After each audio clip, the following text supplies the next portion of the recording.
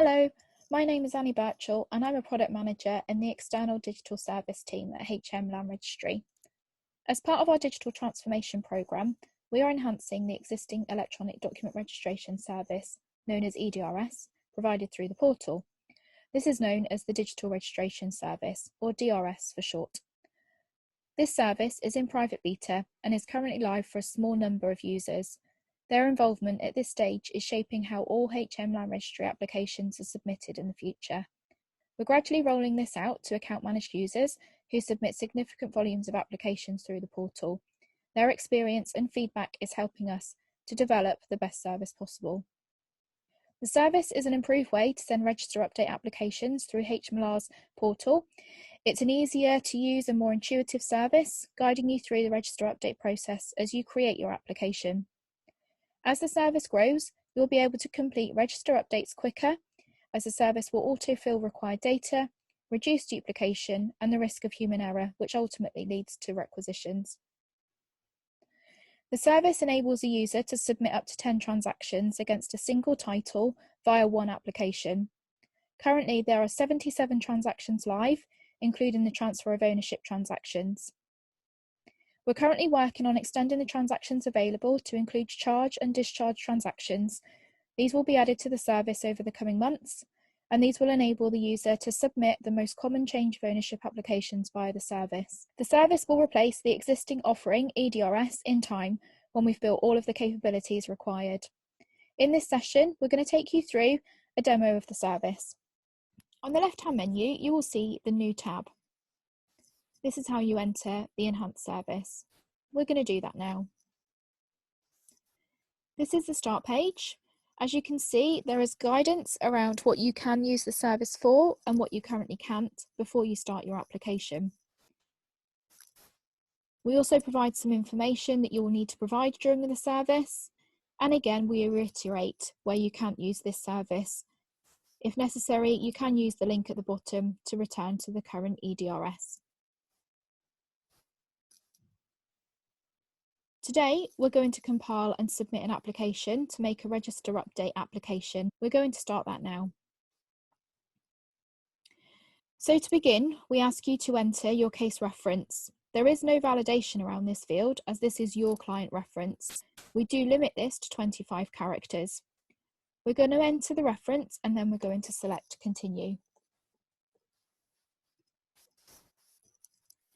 Now we're going to ask you to enter your application type. At the moment, we have capability to update an existing title, but as you can see, we're working on building that capability within the service to include lease extension, new lease, and transfers of part applications. At the bottom of the screen, there is some guidance regarding when to use this service. So you can use this to update the whole of a registered title or interest other than a charge that affects part of the registered title. We're iterating what the service cannot currently be used for, linking off to the relevant practice guides where appropriate. At this point, if you decide that you cannot proceed with the application, you can select the document registration link, and that will take you back to the current EDRS service. So we're going to select Update Existing Title, and we're going to continue. Here we enter the title number for the title you wish to update. There is validation to ensure that you're entering a valid and an open title number, and you cannot proceed if you do not. In the future, we do intend to surface restriction or encumbrance data that's held against the title to allow these to be handled or managed as required. So we're going to continue. Now this brings us to the property description page. Here you can see that the title number has brought forward the property description from the register. If we notice at this point it is incorrect, we can click on the change button and we can go back and enter the correct information.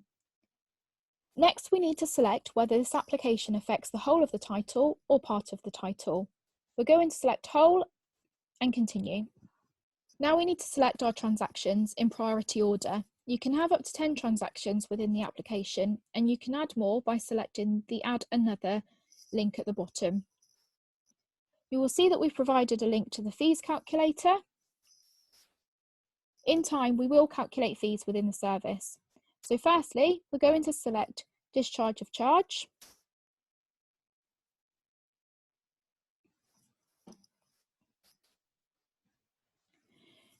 There is no price or value to this transaction, so we can enter a 0 or leave blank.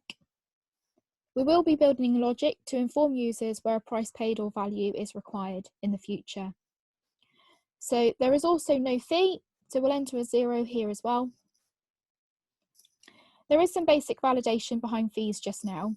So the fee needs to either be 0 or be between 12 and 999 for you to be able to successfully continue. This is a valid fee range for this application type, but work is planned to assess how we can calculate the fees automatically, deconstructing some of the complex fee rules to aid users getting it right first time. So now we're going to add our transfer for value transaction.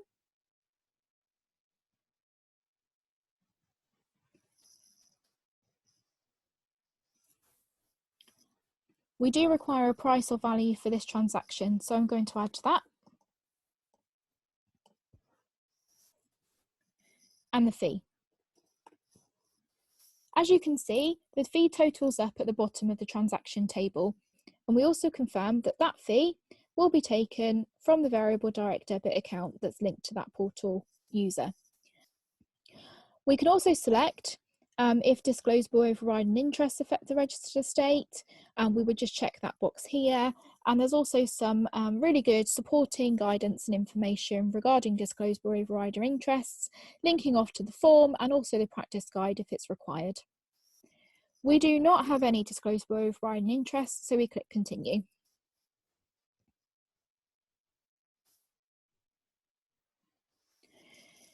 We will now begin to add applicants. We do have some guidance here in relation to name discrepancies, asking that you check that names match within supporting documents that will need to be uploaded later. If the names do not match, we do prompt you to enter that evidence of a name change too. So there are different data requirements for private individuals, UK company or LLP, overseas companies, and other organisations like charities, councils or government departments. For the application today, we're going to select private individual, and I'm just going to enter those details now.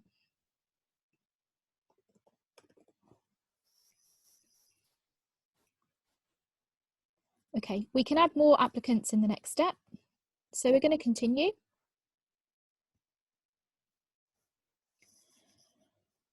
Here we can see that our applicant has been added, and we have the ability to change this. As I've said previously, we can add additional applicants up to a maximum of 4. So we're going to add another, and we're going to select private individual again.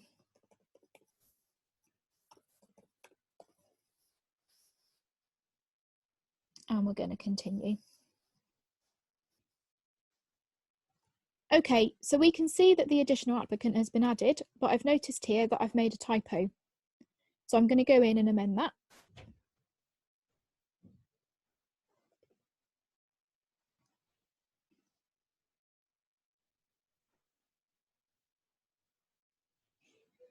I'm now satisfied that the information here is correct, so I'm going to continue.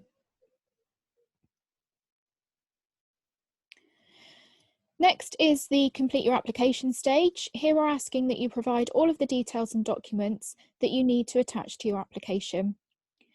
So you can see that we pull back the reference and also the title number and the property description from the register. So we'll now move on to the transaction details. So these are in order of priority. The first transaction I selected was discharge of charge. Here I need to add my discharge details, so we firstly select the discharge method. I'm now presented with 3 options. I can select sent by lender, and we know that the majority of discharge applications come through the electronic discharge route, but we also know that some applications do actually still get submitted with a paper discharge. We also know that sometimes this information is just not known at this point, so we give the ability that this will be sent later. This really helps us to make sure the work gets directed to the right teams at the right time. So given the majority of discharges are sent by the lender, that's what we're going to do today.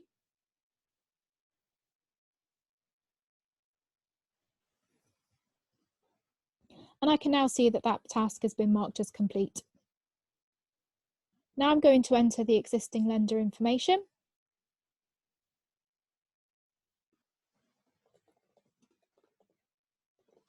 And continue. Okay, so now my lender has been added and I can now check to make sure the information I've entered is correct. Again, I can change or remove if I've made an error, or I can add an additional lender up to a maximum of 4 if required. So I'm happy that information is correct, so I'm going to click continue.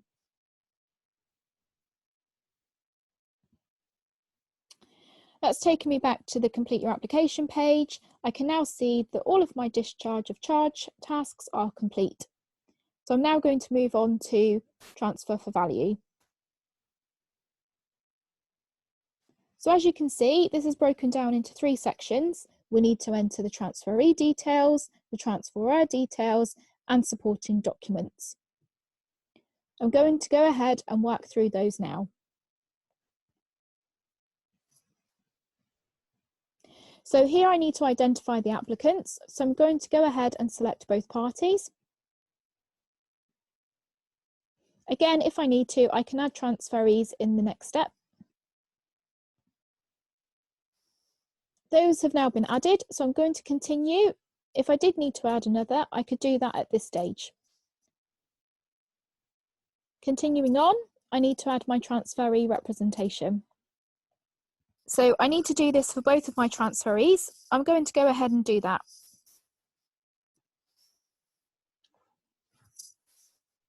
Here I have 3 options. There is more than one transferee represented by the same conveyancer. We can check that box to reuse this information. So I'm going to go ahead with the option that's selected. If there is more than one transferee represented by the same conveyancer, we can check this box to reuse that information. So I'm going to go ahead and select the user that's logged in, and I'm also going to check the box to apply that selection to all transferees.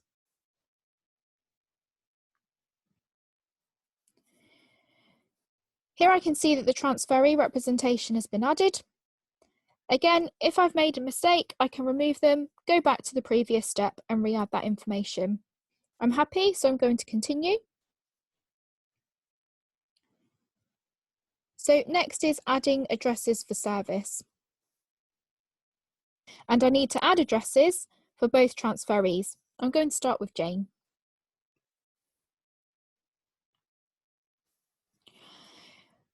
We have some validation built in here, so we're going to go ahead and add a postal address.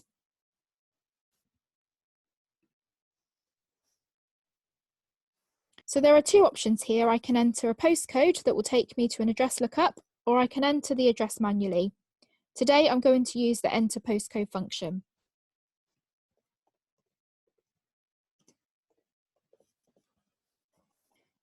If I couldn't find the address in the list, I can enter it manually. Okay, so that postcode has 38 addresses associated with it. So I'm going to select one. Again, if I couldn't find that address that I needed in that drop down, I would be able to enter the address manually by clicking on this link. I can also add a care of name. I'm not going to because we want this correspondence to go directly to Jane. As you can see, I have the option to add this address for the other transferees, so I'm going to go ahead and add that for John. So as you can see, the transferee addresses have now been added and that profile is starting to build up. I can also add another address, so I'm going to go ahead and add an email address for Jane.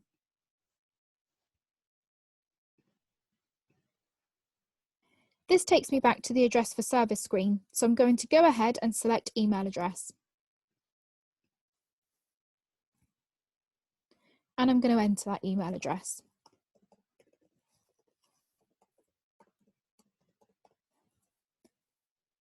Again, I have the option to apply that to John, but I'm not going to. I'm going to continue. That has now been added. I'm also going to go ahead and add another address for John. We're going to select BFPO address this time. The messaging on this screen means that our caseworkers will no longer have to telephone requisition for BFPO addresses. I'm going to go ahead and fill this in.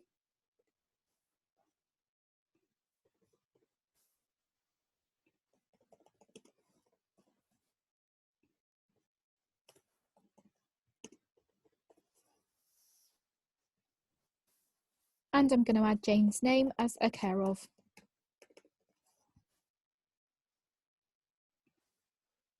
I'm now happy that I've added the addresses for service, and I'm going to click continue.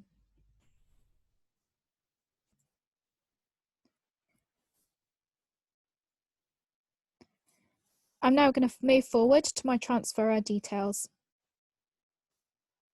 Here I need to add the transferor's information. So for this one, we're going to select other organisation.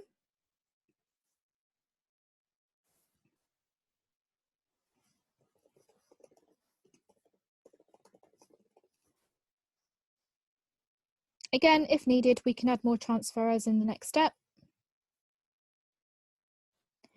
So I can see that my transfer has been added. I have the option to change or remove entirely if I've made a mistake. Same as before, I can add an additional 3 transfers to take us up to the 4 proprietors if required.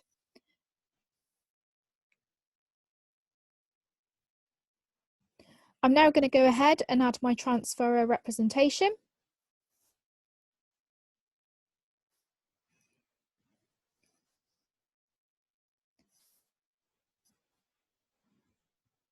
So we have the same representation options represented that we had for transferees, but this time I'm going to select other conveyancer.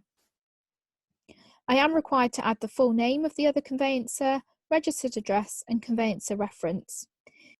If there were more than one transferor, I have the option to select the representation for all of them. So I'm going to go ahead and enter the full name.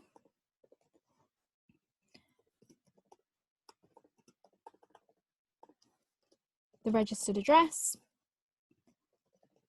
and the conveyancer reference and continue. So as you can see, that representation has now been added. Again, if I need to, I can remove that if I've made an error and correct it, but I'm happy, so I'm going to continue. And we're now going to move on to supporting documents. So based on the transaction, the service will identify the documents that are required, so those that you cannot submit without, and also some suggested documents that we believe will support your application. I'm now going to attach the TR1. So in line with EDRS, the same file types and file sizes are required. We are looking into the file size to understand if this is something that can be increased, as it's a problem that's identified by users of the current service. For now, I'm going to choose my file. Certification options are in line with the existing AP1. So I'm going to go ahead and choose Certify Copy. For suggested documents, I'm going to attach the Stamp Duty Land Tax Certificate.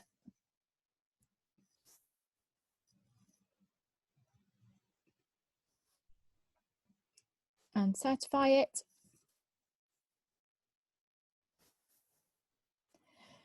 I also have the option to select another type of document if required, but for now I'm going to continue. So as you can see, now I'm taken back to the Complete Your Application page. All of the tasks are marked as completed, documents attached, and for the first time I can see that I can save my application. This confirms the application has been saved, and I can view my saved applications, start a new application, or go back to the portal homepage. My application will be stored for 30 calendar days, during which time I can come back and resume where I've left off or remove it from my list of draft applications if it's no longer required. So I'm now happy that I can complete the rest of my application. So I'm going to open that and go back into review my application. At this point, I can view all of the information that I've entered. I can also change the applicant information if I realise that I've made a mistake.